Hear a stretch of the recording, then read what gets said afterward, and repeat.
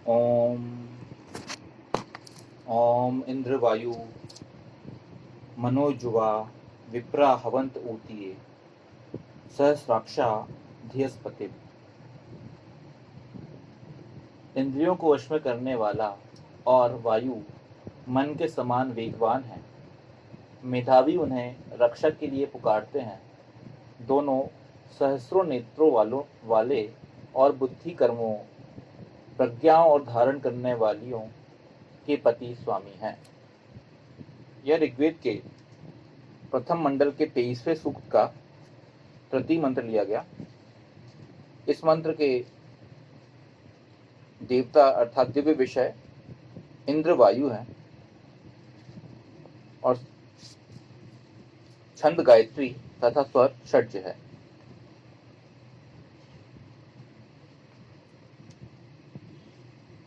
इंद्रियों को वश में करने वाला और वायु मन के समान वेगवान है।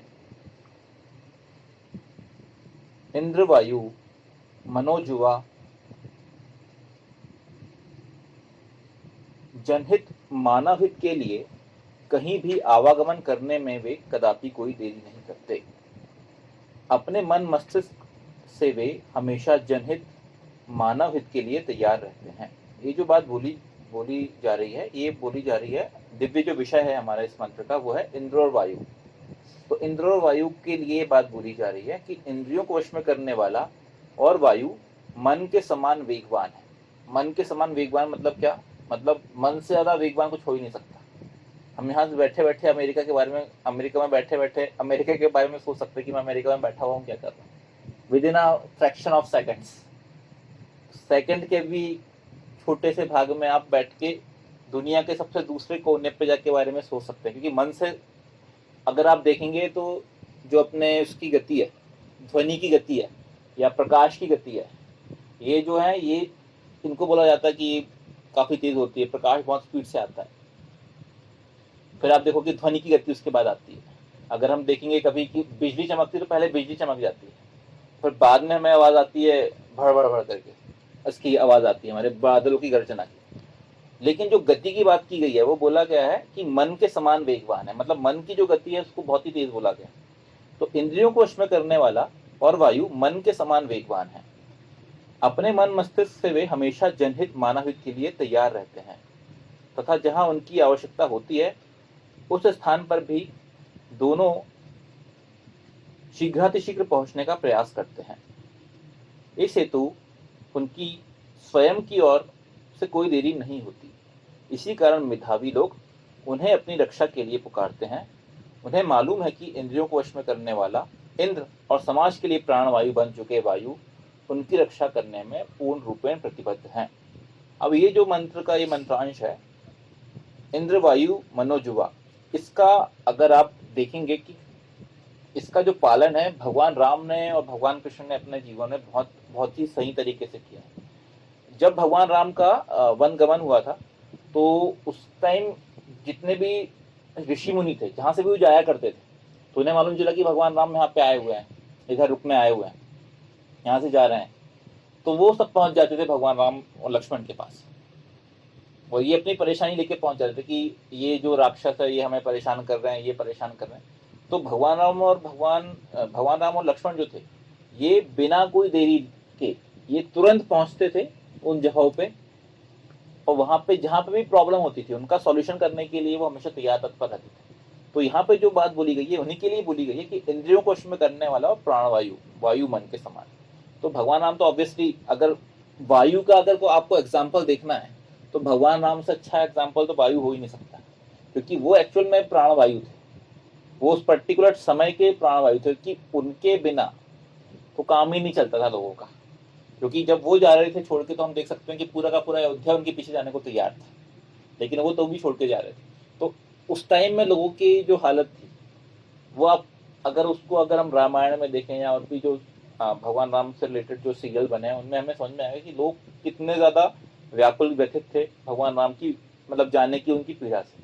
तो एक्चुअल में ये होते हैं प्राणवायु, और इंद्रियों को वश में करने वाले इंद्र तो भगवान राम थे ही। तो ये जो पर्टिकुलर मंत्र है मंत्रांश है यही बोलता है कि जो इंद्र और वायु होते हैं वे मन मन के समान वेगवान है। उनको किसी भी तरीके से, मतलब कहीं पे भी किसी भी परिस्थिति में अगर आप उनकी मानव हित के लिए तैयार के बारे में कोई बात आए तो ये कभी भी पीछे नहीं हटते। ये बिल्कुल तुरंत ही कोशिश करेंगे कि कैसे हम करके लोगों की हेल्प कर सकते। तो ये सबसे इंपॉर्टेंट यही है, यहाँ पे यही बताया गया है कि भाई अगर आपको इंद्र और वायु आप हैं तो आपके अंदर ये विशेषता होनी चाहिए, ये आप लोगों की हेल्प करने वाले हो। क्योंकि देखो प्राणवायु बंदा तभी हो सकता है जब वो लोगों की एक्चुअल में लोग उनसे उस चीज से लाभान्वित हों। अब मुझे बताइए कि अगर हम वायु बनना चाहते हैं, और वायु तभी बन पाएगा बंदा जब वो समाज में एक्चुअल में लोग उससे लाभान्वित होंगे। अगर उससे लाभान्वित ही नहीं हो पाएंगे तो वो कैसा वायु बन पाएगा? क्योंकि लोग अगर उसके होने से, उसके एग्जिस्टेंस से वो कुछ चेंज ला पाता है, तभी वो लोगों के दिलों में, उनके मनों में वो राज करने वाला होता है। तो प्राणवायु वही इंसान है जो कि आपको लोगों के प्रति उनको उनकी हेल्प करने के लिए हमेशा तैयार है।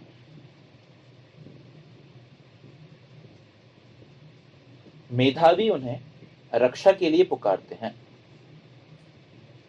विप्राह ऊतिये हवंते, सहस्त्रों नेत्रों वाले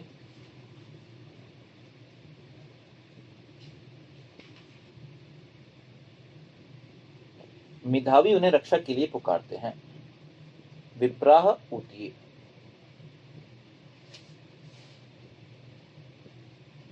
दोनों सहस्त्रों नेत्रों वाले, सहस्राक्षा,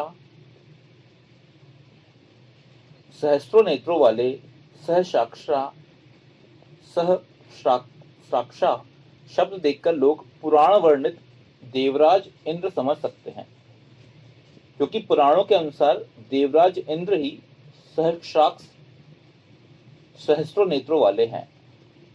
किंतु देवराज इंद्र को इस मंत्र के आधार पर ही सहस्राक्ष कहा जाता है। यहाँ इस मंत्र में सहस्राक्ष शब्द इंद्रियों को वश में करने वाले इंद्र और समाज के लिए प्राणवायु बन चुके वायु दोनों के लिए प्रयोग में लाया गया है। तात्पर्य यह है कि वे दोनों सहस्त्रों नेत्रों से, सहस्त्रों साधनों से विश्व की स्थिति की जानकारी प्राप्त किया करते हैं। वे केवल अपने दोनों नेत्रों मात्र पर निर्भर नहीं हैं, अपितु विश्व की वस्तु स्थिति को देखने के लिए उनके पास हजारों आंखें हैं। तो ये जो बात बोली गई है सहस्त्रों नेत्रों वाले, ये यहाँ पे दूसरी विशेषता बताई गई है कि जो इंद्र और वायु होते हैं वो सहस्त्रों नेत्रों वाले होते हैं। जब जैसे कि कोई इंसान अगर प्राणवायु बन चुका है समाज की, वो इंद्रियों को वश में करने वाला है, तो ऑब्वियसली वो अप टू डेटेड रहेगा पूरी परिस्थितियों से। अगर विश्व में क्या चल रहा है, समाज में क्या चल रहा है, ये सब जो चीजें हैं, ये सब चीजें उसके पास हमेशा ये सारी इंफॉर्मेशन हमेशा आती रहेंगी। क्योंकि वो जैसे कि हमारे यहाँ हुआ करता था, अगर अपने पुराने टाइम के जो राजा वगैरह होते थे वो हर एक टाइम पे कोशिश करते थे कि उनको सारी इंफॉर्मेशन उनके राज्य की मिलती रहे। उसके लिए वो खुद जाया करते थे कई बार देखने के लिए। कई बार तो ऑब्वियसली वो एक कम करते थे, वो इसलिए कम करते थे क्योंकि उनके तो पहले ही बहुत सारे इतने सारे उनके जो मंत्री वगैरह रहते थे, उनकी पूरी की पूरी जो सभा में मंत्री रहते थे उनका काम रहता था ये। लेकिन तो भी वो इन चीज़ों को अपडेट करने के लिए वो लोग निकला करते थे, वो जाया करते, देखते थे कि एक्चुअल में चल क्या रहा है, ओवरऑल हमारे शासन में हो क्या रहा है।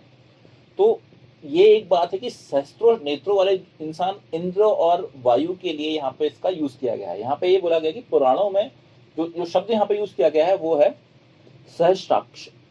तो सहस्त्राक्ष मतलब 100 सैकड़ों आंखों वाले।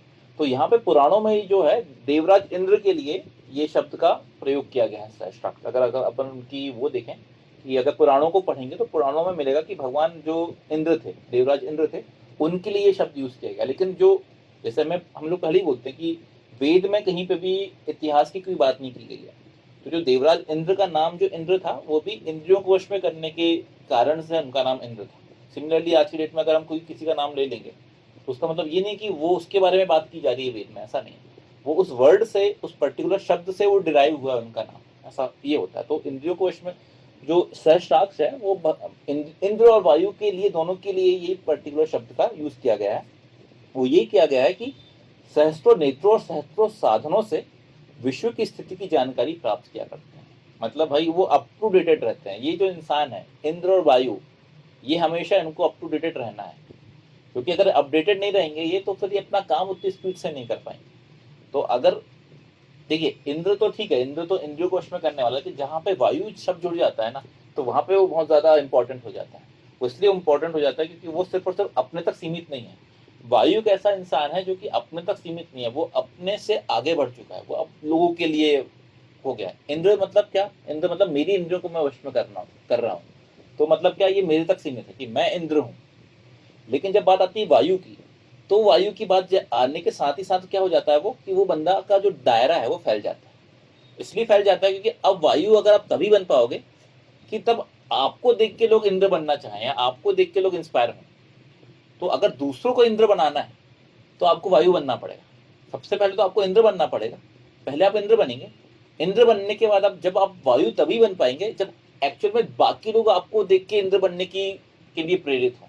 इसलिए वायु जो है, वायु जो शब्द है वो लोगों से कनेक्टेड है, लोगों से जुड़ा हुआ है। लेकिन इंद्र जो शब्द है वो इंडिविजुअल के लिए होता है। बुद्धि कर्मों, प्रज्ञाओं और धारण करने वालियों के पति स्वामी हैं। धीयस धीयसपति, इंद्रियों को वश में करने वाला, और वायु चूंकि बुद्धि, कर्मों, प्रज्ञाओं और धारण करने वालियों के स्वामी हैं, इसी कारण उनकी जानकारियों के हजारों स्रोत पाए जाते हैं।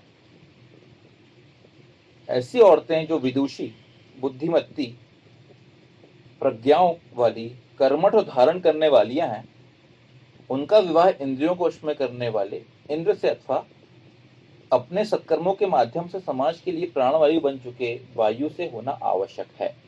ये देखिए, यहाँ पे ये भी बात की गई कि जब, अब अगर आप इंद्र और वायु हैं तो यहाँ पे आपकी रिस्पॉन्सिबिलिटी और बढ़ जाती है। वो आपकी रिस्पॉन्सिबिलिटी ऐसे बन जाती है कि फिर जो समाज में वो सब औरतें हैं जो कि बुद्धि, कर्म और प्रज्ञा, मतलब जो बुद्धिशाली हैं, कर्मठ हैं, ऐसी जो बुद्धिमती विदुषी जो औरतें हैं, उनके उनका जो जीवन है उनको भी आपको स्थापित करना है। मतलब क्या है कि आपकी रिस्पॉन्सिबिलिटी ये है कि वो जो चीज़ें हैं वो कभी किसी का टैलेंट खराब ना हो। अगर कोई, सबसे इंपॉर्टेंट यही यहाँ पे ईशान ने यही बात किया है कि आपके जीवन में आपको तो श्रेष्ठ बनना है, बाकियों को भी श्रेष्ठ बनाना, यही आपका जीवन का उद्देश्य है। और अगर समहाउ किसी भी तरीके से आपने ऐसा कुछ कर दिया कि जिसके कारण किसी और का जीवन आपके कारण खराब हो रहा है, तो भाई आप तो, ये मतलब आपका जो जीवन उद्देश्य है एक्चुअल में आप पूरा हट गए। क्योंकि इसलिए यहाँ पे यही बोला गया कि अगर कोई, हमारे यहाँ पे जो पुराने समय में स्वयंवर का अधिकार था, क्योंकि जो औरत थी वो अगर उस लेवल की विदुषी है, कर्मठ है, बुद्धिमती है, तो वो जो औरतें थी वो चाहती थी कि उनका जीवन ऐसे इंसान के साथ रहे जो कि उस उनके जैसा हो, या उनके उस लेवल का हो, उनसे ज़्यादा ज्ञानवान हो, उनसे ज़्यादा विद्वान हो, उनसे ज़्यादा शक्तिशाली हो। तो वैसा वो चाहती थी हमेशा। तो उसके लिए क्या है, आपको ऐसा नहीं होने देना है कि भाई आपके रहते रहते किसी और का जीवन खराब हो रहा है। आपको कोशिश ये करनी है। हमारे यहाँ पे जो अपने जो बहुत सारे वेद मंत्र हैं उनमें भी यही बात बोली गई है। जैसे इमाम नारिम सुकृत घात वाला जो वेद मंत्र है, उसका जो सेकंड पार्ट है उसमें ये बोला गया है कि आप जो राजा है, अगर आप उस राज्य के राजा हैं, तो आपका काम है कि आप अपने राज्य की जो भी लड़कियां हैं उनका सही तरीके से उनको उनका विवाह भी करवाएं। देखिए, ऐसा भी हो सकता है कि आप पिता हैं, अगर आप पिता हो तो आपकी यहाँ पे रिस्पॉन्सिबिलिटी हो गई कि आपकी जो बेटी है उस बेटी का विवाह भी सही वर्ष से करवाना बहुत इंपॉर्टेंट है। सिमिलरली, आप अगर किसी समाज से जुड़े हुए हैं तो उस समाज में, जैसे कि समाज अच्छा माना जाता है कि समाज में जुड़े हुए लोग हैं, यहाँ पे शादी के लिए रिश्ते बताते हैं, तो आप कभी भी ऐसा कुछ ना करें कि भाई ऐसा कुछ रिश्ता ना बता दें कि जिससे कि पर्टिकुलर जो जो लड़की है उसका जीवन खराब हो जाए।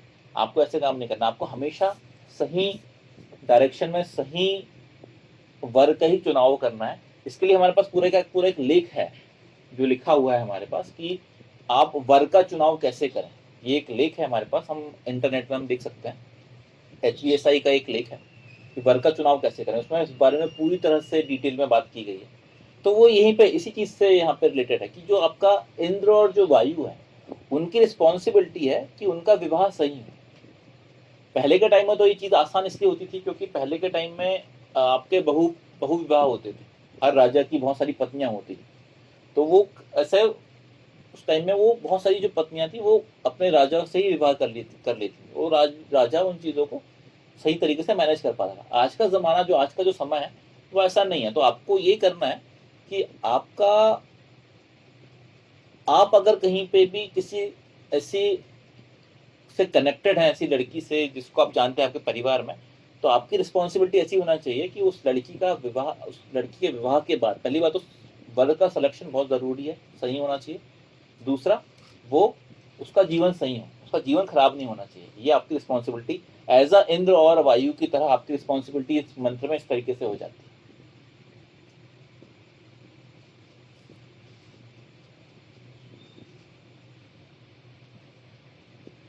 ताकि वे अपनी ऐसी पत्नियों के माध्यम से जनहित, समाज हित और विश्व हित भली भांति व्यवहारिक रूप से कर सकें। ऐसी गुणवान लड़कियों और औरतों को दुष्टों और दुष्कर्मियों से विवाहित होने पर उनकी प्रतिभाओं का नष्टीकरण ही है।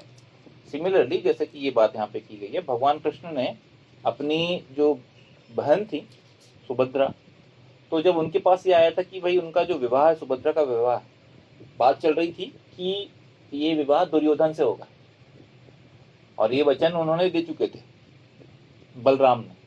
उन्होंने वचन दे दिया कि ठीक है, विवाह दुर्योधन से होगा सुभद्रा। तो भगवान कृष्ण ने एकदम इन चीज़ों से इनका परवाह ना करते उन्होंने वही काम किया, इस मंत्र के अनुसार वही काम किया कि भाई इंसान जो भी लड़की है उसका विवाह सही होना चाहिए। तो उन्होंने अर्जुन के साथ विवाह करवाया था, गंधर्व विवाह करवाया था।